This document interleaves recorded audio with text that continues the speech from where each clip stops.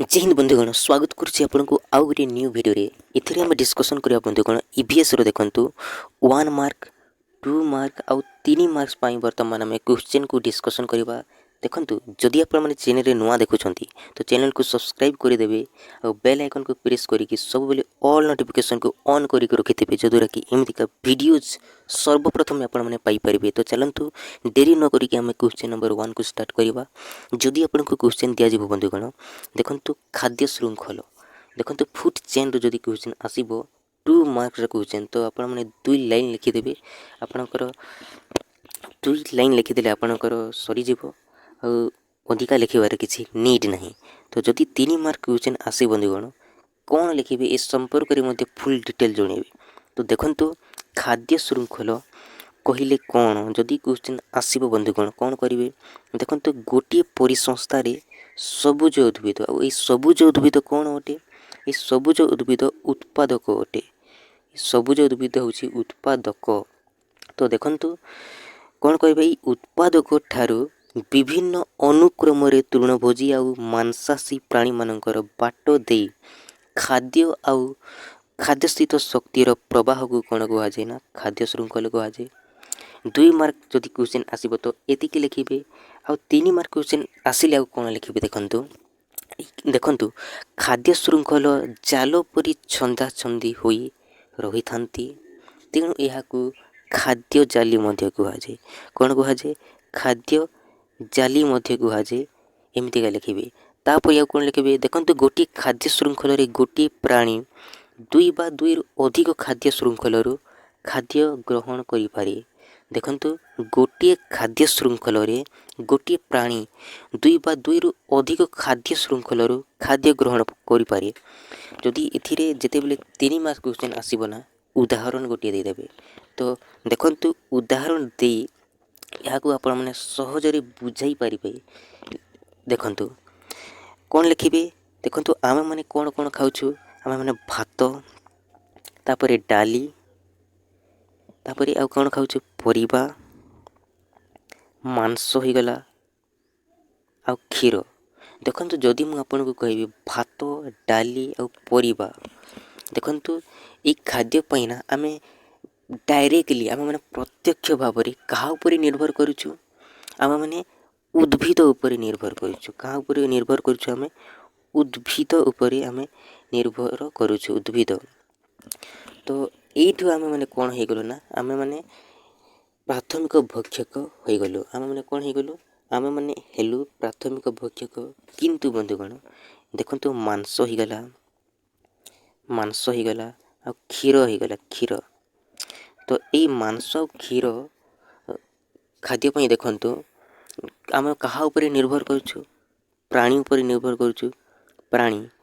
देखंतु मांस और खाद्य पई आमे माने प्राणी ऊपर निर्भर करूछु। तो आमे माने एठी कोन हे गलो ना आमे माने हेलु द्वितीय भक्षक। आमे माने द्वितीय भक्षक हो गलो प्राणी ऊपर जेहेतु आमे निर्भर करूछु तो द्वितीय भक्षक हो गलो।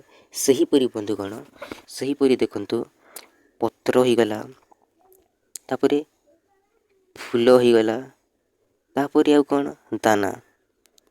तो देखंतु पत्र फूल दाना देखंतु आहुरी मध्य रही एटा खाइबा पाई ना कि रही छोट छोट पक्षी पतंग रही आ छोट छोट पक्षी आ पतंग कौन हो गले एठी आपण माने छोट छोट पक्षी पतंग हो गले प्राथमिक भक्षक।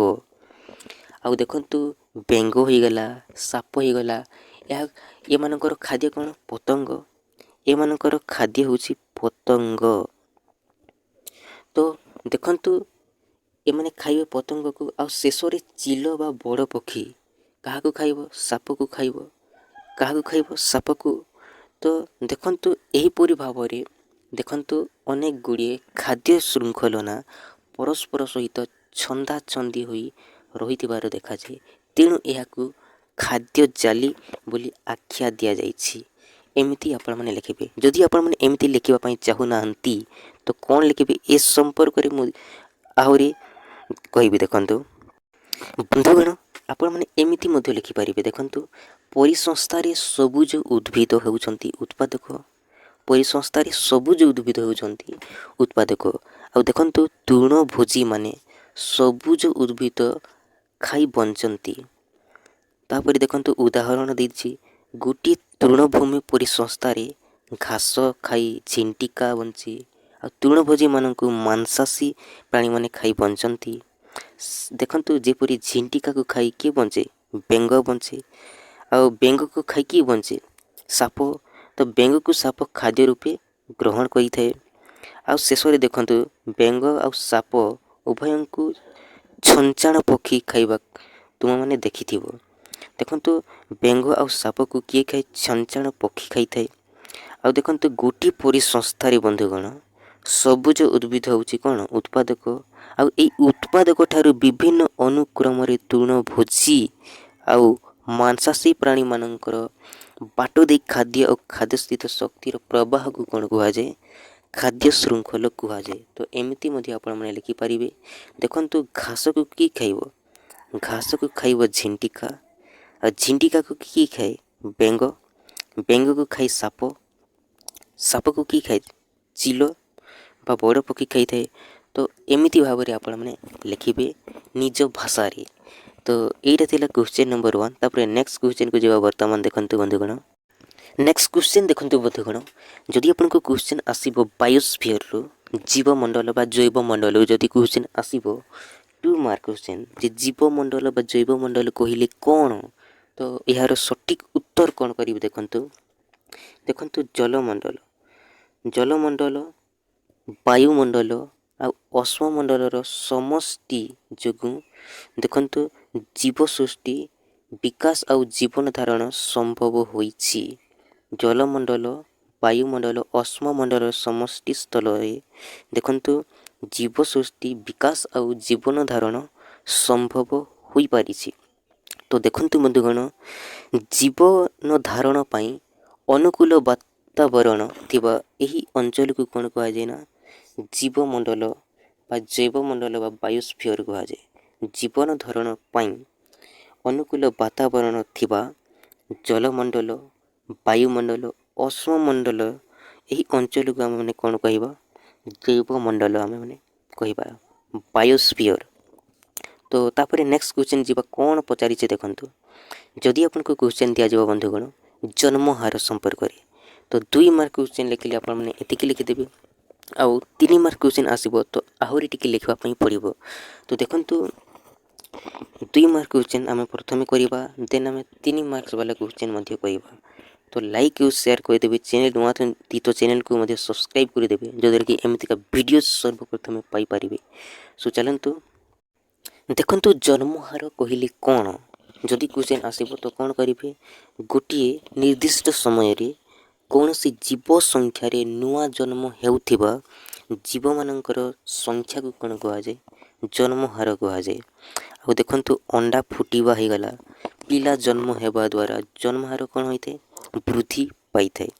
ଆଉ ଦେଖନ୍ତୁ ଏଇ ଜନ୍ମ ହାର 2 ଭାଗରେ ବିଭକ୍ତ, ଗୋଟିଏ ସାମର୍ଥ୍ୟ ଜନ୍ମ ହାର ଆଉ ଗୋଟିଏ ପ୍ରକୃତ ଜନ୍ମ ହାର।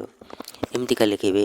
ଯଦି ଆହୁରି ଦେଖନ୍ତୁ 3 ମାର୍କ କ୍ୱେଶ୍ଚିନ୍ ଆସିଲା ତ ସାମର୍ଥ୍ୟ ଜନ୍ମ ହାର କାହାକୁ କୁହାଯାଏ ଆଉ ପ୍ରକୃତ ଜନ୍ମ ହାର କାହାକୁ କୁହାଯାଏ, ଏ ସମ୍ପର୍କରେ ମୋତେ ଟିକେ ଲେଖିଦେବେ ଯେ ସାମର୍ଥ୍ୟ ଜନ୍ମ ହାର କାହାକୁ କୁହାଯାଏ।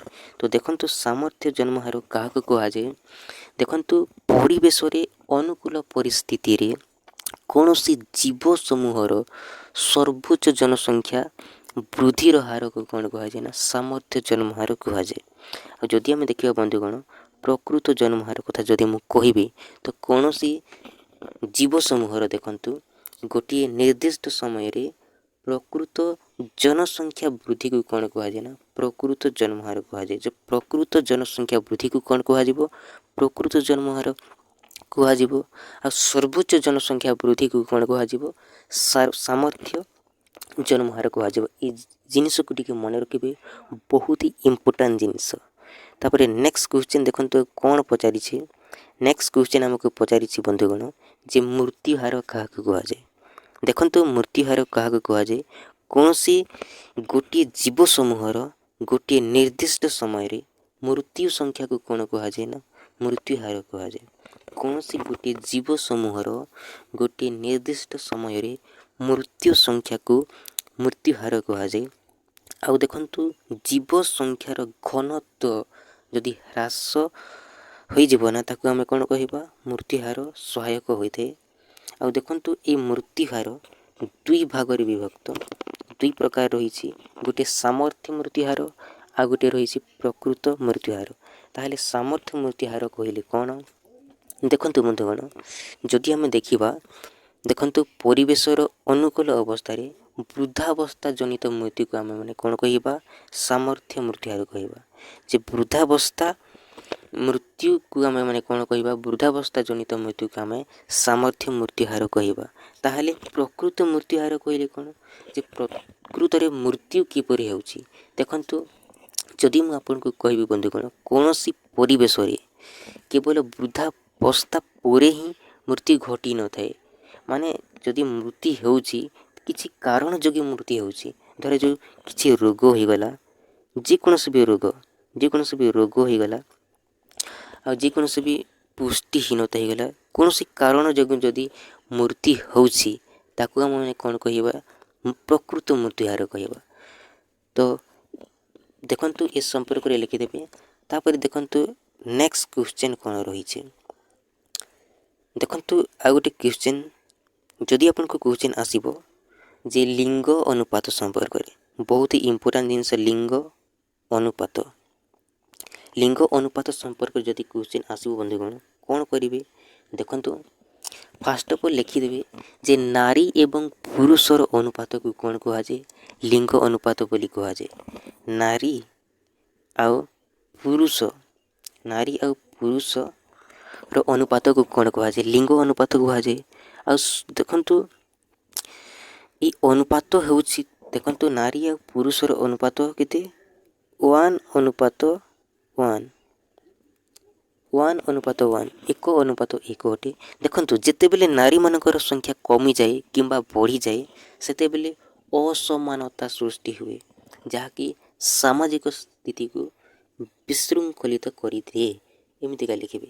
କ'ଣ ଲେଖିବେ, ଯଦି ଲିଙ୍ଗ ଅନୁପାତ ସମ୍ପର୍କରେ ଯଦି କ୍ୱେଶ୍ଚନ୍ ଆସେ ବନ୍ଧୁଗଣ, ନାରୀ ଆଉ ପୁରୁଷର ଅନୁପାତକୁ ଲିଙ୍ଗ ଅନୁପାତ କୁହାଯାଏ। ଆଉ ଏହାର ଅନୁପାତ ହେଉଛି, ଦେଖନ୍ତୁ 1:1, 1:1 ଲେଖିଦେବେ। ଆଉ କ'ଣ ଲେଖିବେ, ଯେତେବେଳେ ନାରୀମାନଙ୍କର ସଂଖ୍ୟା କମିଯାଏ କିମ୍ବା ବଢ଼ିଯାଏ, ସେତେବେଳେ ଅସମାନତା ସୃଷ୍ଟି ହୁଏ, ଯାହାକି ସାମାଜିକ ସ୍ଥିତିକୁ ବିଶୃଙ୍ଖଳିତ କରିଥାଏ। ତାପରେ ଦେଖନ୍ତୁ ନେକ୍ସଟ କ୍ୱେଶ୍ଚନ୍ କ'ଣ ପଚାରିଛି।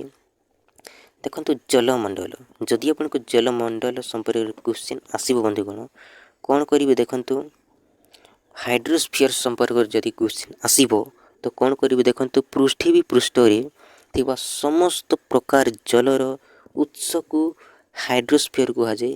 କ'ଣ କୁହାଯାଏ, ଜଳମଣ୍ଡଳ କୁହାଯାଏ। ଯେ ପୃଥିବୀ ପୃଷ୍ଠରେ ଥିବା ସମସ୍ତ ପ୍ରକାର ଜଳର ଉତ୍ସକୁ ଜଳମଣ୍ଡଳ କୁହାଯାଏ। ଦେଖନ୍ତୁ ଯଦି ମୁଁ ଉଦାହରଣ କଥା କହିବି, ଦେଖନ୍ତୁ ମହାସାଗର, ସମୁଦ୍ର, ହ୍ରଦ, ପୋଖରୀ, ନଦୀ, ଝରଣା ଇତ୍ୟାଦି କ'ଣ ଅଟେ, ଜଳମଣ୍ଡଳର ଉଦାହରଣ ଅଟେ, ଜଳମଣ୍ଡଳର ଅନ୍ତର୍ଭୁକ୍ତ ଅଟେ। ତ ଦେଖନ୍ତୁ ଜଳମଣ୍ଡଳ କହିଲେ କ'ଣ ଜାଣିଗଲେ। ତାପରେ ନେକ୍ସଟ କ୍ୱେଶ୍ଚନ୍ ଦେଖନ୍ତୁ, ବହୁତ ଇମ୍ପୋର୍ଟାଣ୍ଟ ଅଟେ, ନବୀକରଣ ଯୋଗ୍ୟ ସମ୍ପଦ ଆଉ ନବୀକରଣ ଅଯୋଗ୍ୟ ସମ୍ପଦ ସମ୍ପର୍କରେ। ଦେଖନ୍ତୁ ଏ ସମ୍ପର୍କରେ ତ କ୍ୱେଶ୍ଚନ୍ ଆସିବ। ତ ଦେଖନ୍ତୁ ବନ୍ଧୁଗଣ, ଯେଉଁ ପ୍ରାକୃତିକ ସମ୍ପଦକୁ ମନୁଷ୍ୟ ବାରମ୍ବାର ବ୍ୟବହାର କରିବା ଦ୍ୱାରା ତାହା କ୍ଷୟ ହୁଏ ନାହିଁ, ତାହା କେବେ ବି ସରିବ ନାହିଁ। ଯଦି କୌଣସି ପ୍ରକାର ନଷ୍ଟ କରିଦେଲେ ପୁଣି ସେ ପୂର୍ବାବସ୍ଥା ସେ ଫେରି ଆସିବ, ସେ ପୁଣି ପ୍ରାପ୍ତ ହୋଇଥିବ, ତାକୁ ଆମେ କ'ଣ କହିବା, ଆମେ ମାନେ ନବୀକରଣ ଯୋଗ୍ୟ ସମ୍ପଦ କହିବା। ଆଉ ଏହାକୁ ଆଉ କ'ଣ କୁହାଯାଏ, ଅସରନ୍ତି ସମ୍ପଦ କୁହାଯାଏ। କାହିଁକିନା ଏହା କେବେ ବି ସରିବ ନାହିଁ। ଉଦାହରଣ କଥା କହିବି, ଗଛ ହୋଇଗଲା, ଲତା ହୋଇଗଲା, ବାୟୁ ହୋଇଗଲା, ସୌର ଶକ୍ତି ହୋଇଗଲା, ପବନ ଶକ୍ତି ହୋଇଗଲା, ଏଗୁଡ଼ିକ କେବେ ବି ସରିବ ନାହିଁ। ତ ମନେ ରଖିବେ।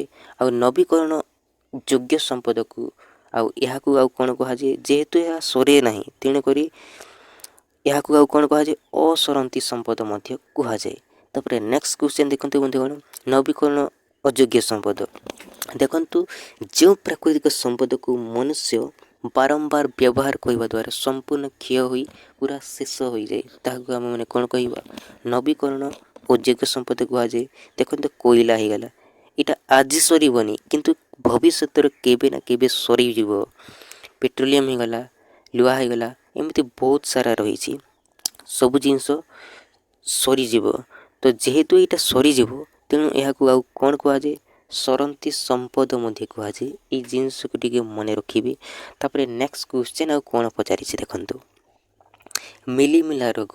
ଯଦି ରୋଗ ସମ୍ପର୍କରେ କ୍ୱେଶ୍ଚନ୍ ଆସିବ ବନ୍ଧୁଗଣ କ'ଣ କରିବେ? ଏହି ମିଲିମିଲା ରୋଗ ଗୋଟିଏ ଦେଖନ୍ତୁ ସଂକ୍ରାମକ ରୋଗ ଗୋଟିଏ ଲେଖିବେ।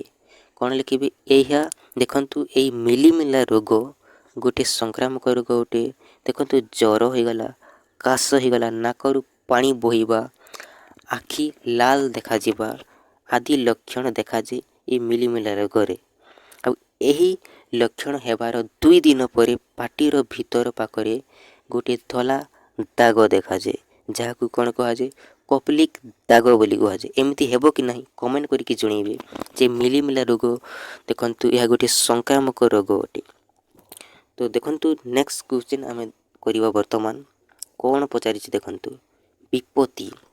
ଦେଖନ୍ତୁ ବିପତ୍ତି ଆଉ ବିପର୍ଯ୍ୟୟ ସମ୍ପର୍କରେ ମନେ ରଖିବେ, ବହୁତ ହି ଇମ୍ପୋର୍ଟାଣ୍ଟ ଜିନିଷ। ଦେଖନ୍ତୁ ଯେଉଁ ସବୁ ଆକସ୍ମିକ ପରିବର୍ତ୍ତନ ମନୁଷ୍ୟର ସ୍ୱାଭାବିକ ଜୀବନଯାତ୍ରାରେ ପ୍ରତିବନ୍ଧକ ଆଉ ବିପଦ ଆଶଙ୍କା ସୃଷ୍ଟି କରିଥାଏ, ତାହାକୁ ଆମେମାନେ କ'ଣ କହିବା? ବିପତ୍ତି କହିବା। ଆଉ ବିପତ୍ତି କେବଳ ଦେଖନ୍ତୁ ବିପଦର ଆଶଙ୍କା ସୃଷ୍ଟି କରିଥାଏ। ଆଉ ଏଇ ଦେଖନ୍ତୁ ଏଇ ଆଶଙ୍କା ଯେଉଁ ବିପତ୍ତିର ଏଇ ବିପତ୍ତିକୁ ଯେତେବେଳେ ଧ୍ୱଂସ କରିଥାଏ ନା, ତାକୁ ଆମେମାନେ କ'ଣ କହିବା?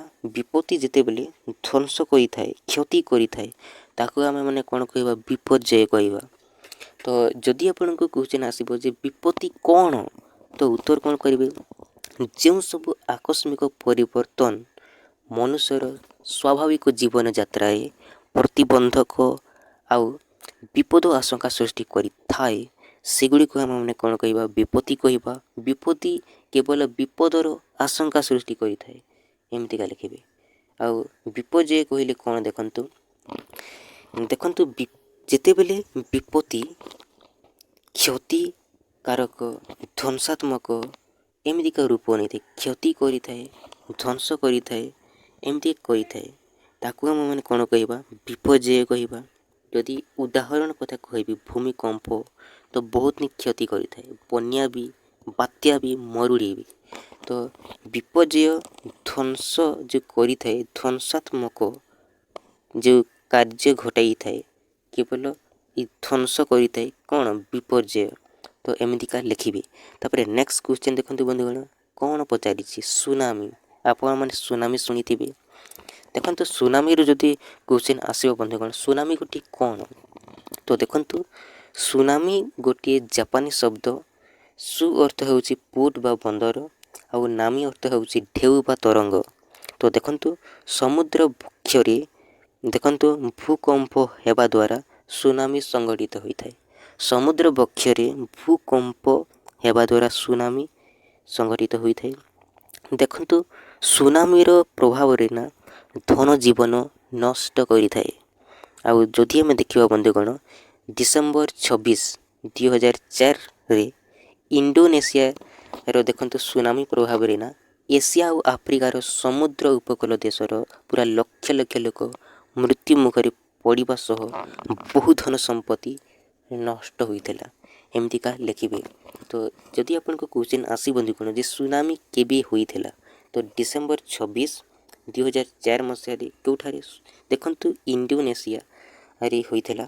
ତ ଏହାର ପ୍ରଭାବ କେଉଁଠି ପଡ଼ିଥିଲା? ଏସିଆ ଓ ଆଫ୍ରିକାର ସମୁଦ୍ର ଉପକୂଳ ଦେଶର ପ୍ରଭାବ ପଡ଼ିଥିଲା। ତାପରେ ଦେଖନ୍ତୁ ଯଦି ଆମେ ଦେଖିବା ବନ୍ଧୁଗଣ ନେକ୍ସଟ କ୍ୱେଶ୍ଚନ୍, ଯଦି ଆପଣଙ୍କୁ କ୍ୱେଶ୍ଚନ୍ ଦିଆଯିବ ଯେ ପରିବେଶର ସଂଜ୍ଞା ସମ୍ପର୍କରେ, ତ କ'ଣ ଲେଖିବେ? ଦେଖନ୍ତୁ ବନ୍ଧୁଗଣ, ଦେଖନ୍ତୁ 1950 ମସିହା ପୂର୍ବରୁ ନା କେବଳ ନିଜ ଘରର ଚାରିପାଖରେ ଥିବା ପରିସରକୁ କ'ଣ କହୁଥିଲେ? ପରିବେଶ ବୋଲି ବୁଝୁଥିଲେ। କିନ୍ତୁ ଦେଖନ୍ତୁ ରାକେଲ କାର୍ସନ୍ ବୈଜ୍ଞାନିକ, ଦେଖନ୍ତୁ ପରିବେଶବିତ୍ ରାକେଲ କାର୍ସନ୍ କ'ଣ କରିଥିଲେ ନା 1960 ମସିହାରେ ସେ ଗୋଟିଏ ପୁସ୍ତକ ଦେଖନ୍ତୁ ଗୋଟିଏ ପୁସ୍ତକ ଲେଖିଥିଲେ, ନୀରବ ଝରଣା, ଯେଉଁଟାକି ସାଇଲେଣ୍ଟ ସ୍ପ୍ରିଙ୍ଗ ସାଇଲେଣ୍ଟ ସ୍ପ୍ରିଂ ଏଇ ପୁସ୍ତକକୁ ସେ ପ୍ରକାଶ କରିଥିଲେ 1960 ମସିହାରେ। ତ ପରବର୍ତ୍ତୀ ସମୟରେ କ'ଣ ହେଲା ନା ଏଇ ପରିବେଶର ସଂଜ୍ଞା ପୁରା ଚେଞ୍ଜ ହୋଇଗଲା, ପରିବର୍ତ୍ତିତ ହୋଇଗଲା। ତ କ'ଣ କରିବେ ଆପଣମାନେ ନିଜ ଭାଷାରେ ଲେଖିବେ ଯେ ପରିବେଶ କହିଲେ କ'ଣ? ଆମ ଚତୁଃପାର୍ଶ୍ୱରେ ଘେରି ରହିଥିବା ସମସ୍ତ ଜୈବ ଆଉ ଅଜୈବ ପଦାର୍ଥକୁ ନେଇକି କ'ଣ ଗଠିତ? ପରିବେଶ ଗଠିତ। ତ ଦେଖନ୍ତୁ ବନ୍ଧୁଗଣ, ପରିବେଶ କେତେ ଭାଗରେ ବିଭକ୍ତ? ଦୁଇ ଭାଗରେ ବିଭକ୍ତ। ଗୋଟିଏ ପ୍ରାକୃତିକ ପରିବେଶ ଆଉ ଗୋଟିଏ ମାନବୀୟ ପରିବେଶ, ଗୋଟିଏ ନ୍ୟାଚୁରାଲ୍ ଏନଭାରମେଣ୍ଟ ଆଉ ଗୋଟିଏ ହ୍ୟୁମାନ୍ ଏନଭାରମେଣ୍ଟ। ତ ଦେଖନ୍ତୁ ନ୍ୟାଚୁରାଲ୍ ଏନଭାରମେଣ୍ଟ କହିଲେ କ'ଣ, ତାପରେ ହ୍ୟୁମାନ୍ ଏନଭାରମେଣ୍ଟ କହିଲେ କ'ଣ, ଏ ସମ୍ପର୍କରେ ଆମେ ଫୁଲ୍ ଡିଟେଲ୍ ଦେଖିବା। ତ ପ୍ରାକୃତିକ ସମ୍ପଦ ଦେଖନ୍ତୁ ପ୍ରାକୃତିକ ପରିବେଶ ଦେଖନ୍ତୁ, ଏହା ଦେଖନ୍ତୁ ଜଳ, ସ୍ଥଳ, ବାୟୁ ଆଉ ଉଦ୍ଭିଦ ଆଉ ପ୍ରାଣୀମାନଙ୍କୁ ନେଇକି ଗଠିତ ପ୍ରାକୃତିକ ସମ୍ପଦ। କାହାକୁ ନେଇକି ଗଠିତ ଏ ସମ୍ପର୍କରେ ଲେଖିଦେବେ। ଆଉ ପ୍ରାକୃତିକ ପରିବେଶ ଦେଖନ୍ତୁ, ଏ ପ୍ରାକୃତିକ ପରିବେଶର 4ଟି ମଣ୍ଡଳ ରହିଛି। କ'ଣ କ'ଣ? ଅଶ୍ମମଣ୍ଡଳ, ବାୟୁମଣ୍ଡଳ, ବାରିମଣ୍ଡଳ ଆଉ ଜୈବମଣ୍ଡଳ। ଲିଥୋସ୍ଫିୟର, ଏଟମୋସ୍ଫିୟର, ହାଇଡ୍ରୋସ୍ଫିୟର ଆଉ ବାୟୋସ୍ଫିୟର। ଯଦି ମୁଁ ଆପଣଙ୍କୁ କହିବି ବନ୍ଧୁଗଣ, ଏ ପ୍ରାକୃତିକ ପରିବେଶକୁ ନା ପୁଣି ଦୁଇ ଭାଗରେ ବିଭକ୍ତ କରାହେଇଛି। କ'ଣ କ'ଣ? ଗୋଟିଏ ଜୈବିକ ଆଉ ଗୋଟିଏ ଅଜୈବିକ, ଗୋଟିଏ ବାୟୋଟିକ୍ ଏନଭାରମେଣ୍ଟ ଆଉ ଗୋଟିଏ ଅଜୈବିକ ବା ଦେଖନ୍ତୁ ଏ ବାୟୋଟିକ୍, ଦେଖନ୍ତୁ ମନେ ରଖିବେ, ଗୋଟିଏ ଅଜୈବିକ ବା ଏ ବାୟୋଟିକ୍ ଏନଭାରମେଣ୍ଟ ଆଉ ଗୋଟିଏ ଜୈବିକ ବା ବାୟୋଟିକ୍ ଏନଭାରମେଣ୍ଟ। ଏ ସମ୍ପର୍କରେ ଆମେ ଦେଖିବା। ତ ଯଦି ମୁଁ ଆପଣଙ୍କୁ କହିବି ବନ୍ଧୁଗଣ, ଏଇ ଆପଣମାନେ ତିନୋଟି ଦେଖିପାରୁଥିବେ, ଲିଥୋସ୍ଫିୟର, ଏଟମୋସ୍ଫିୟର, ହାଇଡ୍ରୋସ୍ଫିୟର। ଏଇ ତିନୋଟି କ'ଣ ଅଟେ? ଅଜୈବିକ ଅଟେ। କ'ଣ ଅଟେ? ଏ ବାୟୋଟିକ୍ ଏନଭାରମେଣ୍ଟ ଅଟେ। ଅଶ୍ମମଣ୍ଡଳ, ବାୟୁମଣ୍ଡଳ ଆଉ ବାରିମଣ୍ଡଳ। କେବଳ ଜୈବମଣ୍ଡଳ, ଏ ବାୟୋସ୍ଫିୟର କ'ଣ ଅଟେ? ବାୟୋଟିକ୍ ଏନଭାରମେଣ୍ଟ ଅଟେ। କ'ଣ ଅଟେ? ଜୈବ ପରିବେଶ ଅଟେ, ଜୈବମଣ୍ଡଳଟା। ତ ଆମେ ଦେଖିବା ପ୍ରଥମେ ଅଜୈବ ପରିବେଶ ଦେଖିବା। ଏ ବାୟୋଟିକ୍ ଏନଭାରମେଣ୍ଟ ସମ୍ପର୍କରେ ଦେଖିବା। ଦେଖନ୍ତୁ ବହୁତ ହି ଇମ୍ପୋର୍ଟାଣ୍ଟ କ୍ୱେଶ୍ଚନ୍ ଅଟେ। ତ ଦେଖନ୍ତୁ ଜଳ ହୋଇଗଲା, ସ୍ଥଳ ହୋଇଗଲା, ବାୟୁ ହୋଇଗଲା। ଦେଖନ୍ତୁ ଏଗୁଡ଼ିକ କ'ଣ ଅଟେ? ନିର୍ଜୀବ ବା ଭୌତିକ ଉପାଦାନ ନେଇକି ସୃଷ୍ଟି ହୋଇଛି ଆମର କ'ଣ? ଅଜୈବିକ ପରିବେଶ। ଜଳ, ସ୍ଥଳ, ବାୟୁ ଭଳି ନିର୍ଜୀବ ବା ଭୌତିକ ଉପାଦାନକୁ ନେଇକି ଆମର ଦେଖନ୍ତୁ ଅଜୈବିକ ପରିବେଶ ସୃଷ୍ଟି ହୋଇଛି। ତେଣୁକରି ଏହାକୁ କ'ଣ କୁହାଯାଏ? ଅଜୈବିକ ବା ଭୌତିକ ପରିବେଶ କୁହାଯାଏ ଏ ବାୟୋଟିକ୍ ଏନଭାରମେଣ୍ଟକୁ। ତାପରେ ଦେଖନ୍ତୁ ଅଜୈବିକ ପରିବେଶ, ବାୟୋଟିକ୍ ଏନଭାରମେଣ୍ଟ। ଦେଖନ୍ତୁ ଜୈବମଣ୍ଡଳର ଉଦ୍ଭିଦ ପ୍ରାଣୀମାନଙ୍କ ଦ୍ୱାରା ଏହି ପରିବେଶ ସୃଷ୍ଟି ହୋଇଛି। କାହା ଦ୍ୱାରା ସୃଷ୍ଟି ହୋଇଛି? ଦେଖନ୍ତୁ ଜୈବମଣ୍ଡଳର ବା ଦେଖନ୍ତୁ ବାୟୋସ୍ଫିୟରର ଉଦ୍ଭିଦ ଓ ପ୍ରାଣୀମାନଙ୍କ ଦ୍ୱାରା ଏହି ପରିବେଶ ସୃଷ୍ଟି ହୋଇଛି। ତେଣୁକରି ଏହାକୁ ଜୈବିକ ପରିବେଶ କୁହାଯାଏ। ଏହାକୁ କ'ଣ କୁହାଯାଏ? ବାୟୋଟିକ୍ ଏନଭାରମେଣ୍ଟ କୁହାଯାଏ। ତାପରେ ନେକ୍ସଟ ଦେଖିବା ଆମମାନେ ମାନବୀୟ ପରିବେଶ। ଦେଖନ୍ତୁ ହ୍ୟୁମାନ୍ ଏନଭାରମେଣ୍ଟ। ଯଦି ମୁଁ ଆପଣଙ୍କୁ କହିବି ହ୍ୟୁମାନ୍ ଏନଭାରମେଣ୍ଟ ସମ୍ପର୍କରେ, ବହୁତ ହି ଇମ୍ପୋର୍ଟାଣ୍ଟ କ୍ୱେଶ୍ଚନ୍ ଅଟେ। ଦେଖନ୍ତୁ ପ୍ରାକୃତିକ ପରିବେଶ ମଧ୍ୟରେ ମନୁଷ୍ୟ ନିଜର ସୁଖ ସମୃଦ୍ଧି ପାଇଁ ତାହାର ଜ୍ଞାନ, କାରିଗରୀ କୌଶଳ ବଳରେ କେବଳ ଦେଖନ୍ତୁ କେତେକ ପରିବର୍ତ୍ତନ ଆଣିଥାଏ।